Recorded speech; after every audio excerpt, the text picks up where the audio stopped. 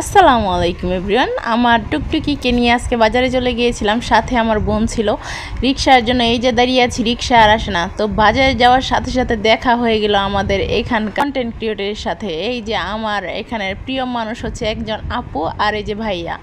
তো আপনারা সবাই চিনেন, উনি ভয়েসের জন্য সেরা আর আপু সত্য কথা তুলে ধরার জন্য সেরা। তো এই যে ওষুধপত্র নিয়ে চলে গেলাম, যাওয়ার পথে দেখা হয়ে গেল লম্বা আর খাটো কাপলদের।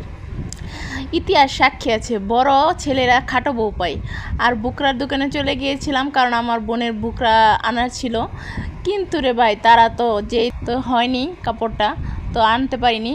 আসার পথে বোনকে বলছে ফুচকা খাবি, পরে বলছে হ্যাঁ খাবো। তো এই যে বোনের জন্য ফুচকা নিয়ে নিলাম। তো এগুলো একদম প্যাকেট করে বাসায় নিয়ে চলে আসলাম। আরে ভাই রে ভাই, ফুচকা যে কি স্বাদ! ও টক ফুচকার সাথে একদম জমে ক্ষীর। আমার তো এখনই ভাই খাইতে হইব, আর দেরি আর বলিস না, বলে দেবো। সেই সেই সেই সেই সেই আরে চামচ দিয়ে খায় শান্তি নাই, হাতে খাওয়ার মজাই আলাদা।